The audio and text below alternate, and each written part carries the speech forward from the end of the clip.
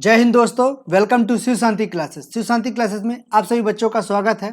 इस वीडियो में हम अध्याय 6 रेखाएं और कोण लाइंस एंड एंगल का ये हमारा पार्ट नंबर 10 है।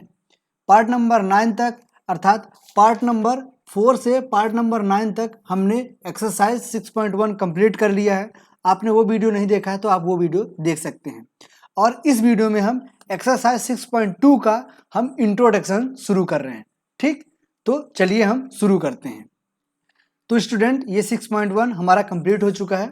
यदि आपने अभी तक नहीं देखा है और आप देखना चाहते हैं तो हमारे प्लेलिस्ट पे जा करके आप सारी वीडियो देख सकते हैं। प्लेलिस्ट में जाने के लिए आप हमारे चैनल पे भी जा कर देख सकते हैं। डिस्क्रिप्शन बॉक्स में लिंक है, उसमें भी जा सकते हैं। आई बटन पे आएगा, वहाँ से भी जा सकते हैं। आप कई सारे रास्ते हैं, आप वहाँ से जा करके पार्ट वाइज देख सकते हैं। हमें पार्ट वाइज डिस्ट्रीब्यूट किया हुआ है ताकि जो क्वेश्चन आपको देखना है वो क्वेश्चन आप देख सकते हैं। ठीक, जैसे पार्ट नंबर, यदि क्वेश्चन नंबर 6 देखना है 6.1 का, तो आपको पार्ट नंबर 9 देखना पड़ेगा। इस चैप्टर का पार्ट नंबर 9। पार्ट नंबर 8 पे हमारा क्वेश्चन नंबर 5 होगा। पार्ट नंबर 7 में हमारा क्वेश्चन नंबर 4 होगा। ठीक, उसी प्रकार हमारा पार्ट नंबर 10 में हमारा ये थोड़ा इंट्रोडक्शन है, और पार्ट नंबर 11 जो आएगा उसमें हमारा जो 6.2 के पहले जितने थ्योरम है उसके बारे में हम समझेंगे। और पार्ट नंबर 12 से हमारा एक्सरसाइज 6.2 स्टार्ट हो जाएगा। ठीक, तो ऐसे हमारा वीडियो अपलोड होता है। तो वीडियो को लाइन टू लाइन देखने के लिए हमारे चैनल को सब्सक्राइब जरूर कर लीजिएगा और बेल आइकन को प्रेस कर लीजिए। ठीक, तो हम यहाँ से समझेंगे। आज ये 6 पॉइंट तक हमारा कंप्लीट हो चुका था, यहाँ से आज हम समझेंगे। तो 6.5 क्या कह रहा है? समांतर रेखाएं और तिर्यक रेखाओं के बारे में हमें जानना है। तो चलिए हम शुरू करते हैं समझना। ठीक है, तो देखिए ये आपको समझ में आ रहा है। समांतर रेखाएं और तिर्यक रेखाएं क्या होती हैं वो चीज समझते हैं, अर्थात पैरेलल लाइन क्या होता है और ट्रांसवर्स लाइन क्या होता है वो चीज समझिए। तो सबसे पहले आप समझिए कि दो लाइन है, कोई भी दो लाइन, एक एम लाइन मान लिया हमने और एक एन लाइन मान लिया। ठीक, उसमें से ये जो दो लाइन है उसको एक तीसरी लाइन क्या कर रही है? कट कर रही है। तो सबसे पहला पॉइंट, ये हमारा पहला पॉइंट है, तिर्यक रेखा अर्थात ट्रांसवर्सल लाइन।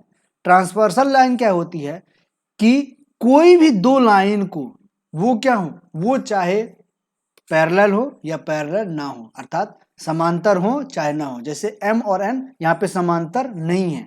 ठीक, तो उनको जो तीसरी लाइन कट कर रही है दो बिंदुओं पर, एक ये बिंदु एक ये बिंदु पर, तो दो लाइन को जब कोई तीसरी लाइन कट करे तो वो जो तीसरी लाइन होती है वो हमारी तिर्यक रेखा कहलाती है, अर्थात ट्रांसवर्सल लाइन कहलाती है। कौन सी? जो दो लाइन को कट करे, अर्थात जो एल लाइन है वो हमारी तिर्यक रेखा कहलाएगी। ठीक, तो आपको पता चलेगा कि तिर्यक रेखा क्या होती है। ऐसी रेखा जो किसी भी दो लाइन को अलग अलग दो बिंदुओं पर कट करे, वो लाइन हमारी तिर्यक रेखा अर्थात ट्रांसवर्स लाइन कहलाती है। यहां तक समझ में आया? ठीक, दूसरा पॉइंट, अब यहां पे जब दो पॉइंट पर कट करेगा कोई एक लाइन, तो आपको दिख रहा होगा कि यहाँ पे इसमें भी चार एंगल बनेंगे, यहाँ पे भी चार एंगल बनेंगे। नजर आ रहा है आपको? 1 2 3 4 यहाँ 5 6 7 8, ये चार एंगल बनेंगे यहाँ पे भी और चार एंगल बनेंगे यहाँ पे, अर्थात टोटल 8 एंगल बनेंगे। अब इन 8 एंगलों में से नेमिंग क्या होगा? उसमें से बाह्य कोण क्या होगा? Interior angle. ठीक, बाह्य कोण क्या होगा? Exterior angle. एक्सटीरियर मतलब बाह्य कोण। तो बाह्य कोण कौन कौन से होंगे? इसमें से बाहरी वाला कोण कौन कौन से? 1 2 7 8, अर्थात एंगल 1, एंगल 2, एंगल 7 और एंगल 8, ये चार एंगल हमारे बाह्य कोण कहलाएंगे, अर्थात इन दो लाइन के बाहर वाले एंगल क्या कहलाते हैं? बाह्य कोण कहलाते हैं। ठीक, ये पॉइंट आपको समझ में आया? बिल्कुल आना चाहिए, आना ही चाहिए, कोई बड़ी बात नहीं, कोई बड़ा रॉकेट साइंस नहीं है यहाँ पे। ठीक, अब तीसरा पॉइंट हमारे पास क्या है? अंतःकोण अर्थात इंटीरियर एंगल। इंटीरियर एंगल अर्थात जो दो लाइन दिया हुआ है, उन दो लाइन के अंदर जो कोण बन रहे हैं वो हमारा इंटीरियर एंगल कहलाएगा, अर्थात अंतःकोण कहलाएगा। कौन कौन से? एंगल 3, एंगल 4, एंगल 5 और angle 6। Angle 3, angle 4, angle 5, angle 6, ये हमारे क्या कहलाएंगे? इंटीरियर एंगल कहलाएंगे।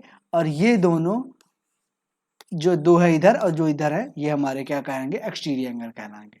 तो तीनों पॉइंट आपको समझ में आ गए, उम्मीद है कि आ गए होंगे। ठीक, अब आगे बढ़ते हैं। नहीं आया है तो वीडियो रिपीट कर लीजिए, आपको अच्छे समझ में आ जाएगा। कोई रॉकेट साइंस नहीं है, बहुत ही सरल है। ठीक, अब आगे बढ़ते हैं। आगे बढ़ते हैं तो ये सारे पॉइंट भी आपको अच्छे समझना होगा। जो एक्सरसाइज हमारा 6.2 होगा, ये इन्हीं बेस पे सारे क्वेश्चन होंगे, इनको दिमाग में जरूर रखिएगा।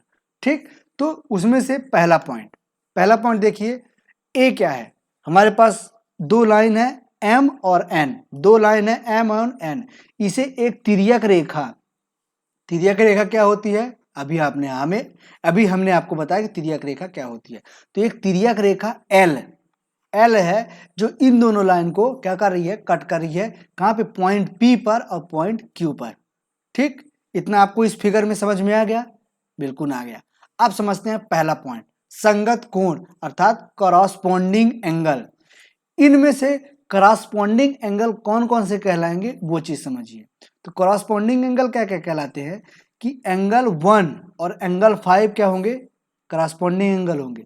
अर्थात एंगल 1 और angle 5, angle 2 angle 6, angle 4 angle 8 और एंगल 3 के साथ एंगल 7, ये 4 पॉइंट बनाएंगे कौन से, कॉरस्पॉन्डिंग एंगल।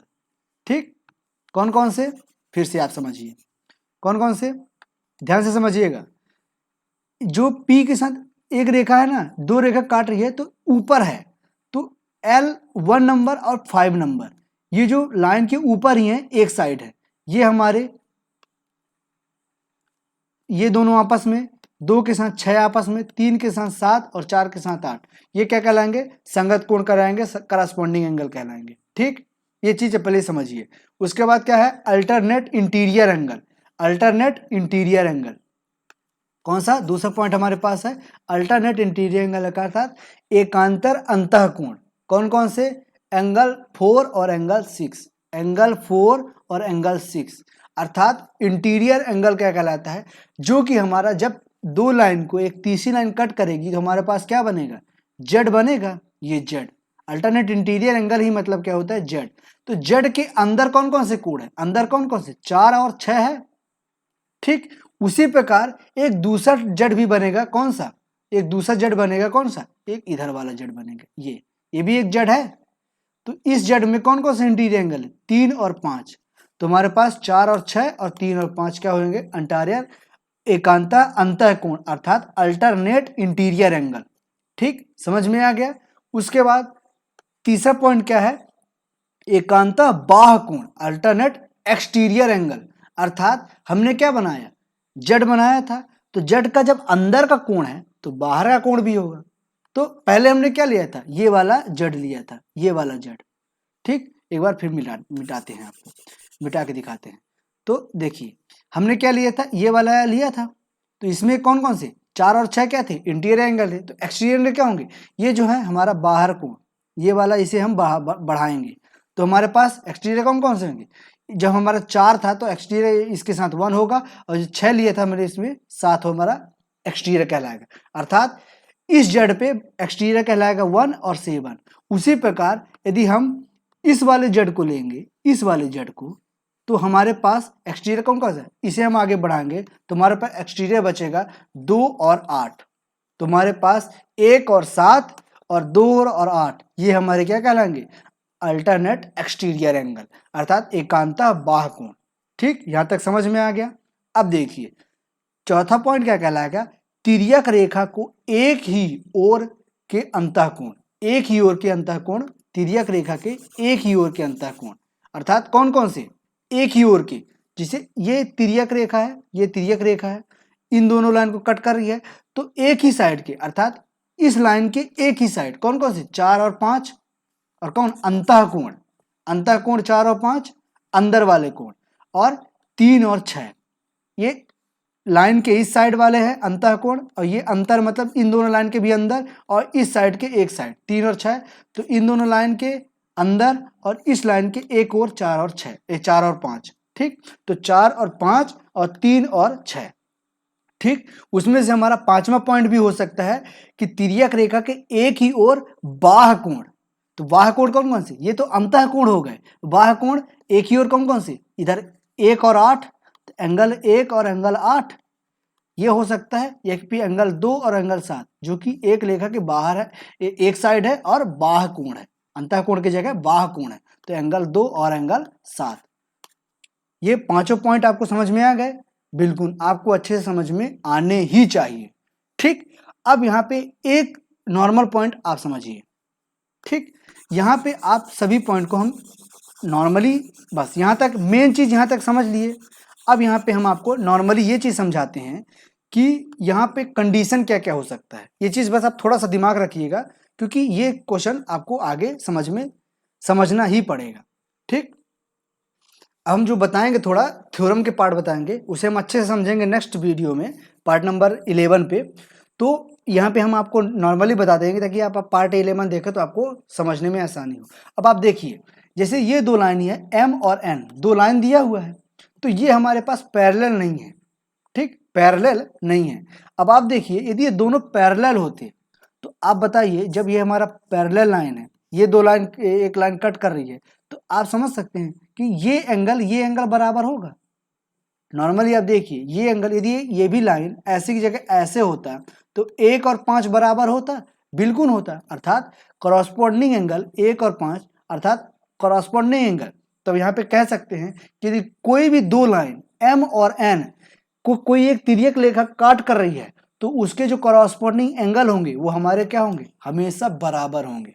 अर्थात ये 5 के बराबर होगा, 2 6 के बराबर होगा, 4 8 के बराबर होगा, 3 7 के बराबर होगा। कब, जब ये दोनों लाइन M और N क्या होंगे, पैरेलल होने चाहिए, तभी हमारा ये जो करस्पॉन्डिंग एंगल होंगे बराबर होंगे। अर्थात एंगल 1 और एंगल 5 नहीं, यहाँ पे एंगल 1 इक्वल टू एंगल 5 हो जाएगा, एंगल 2 इक्वल टू एंगल 6 हो जाएगा, एंगल 4 इक्वल टू एंगल 8 हो जाएगा, एंगल 3 इक्वल टू एंगल 7 हो जाएगा।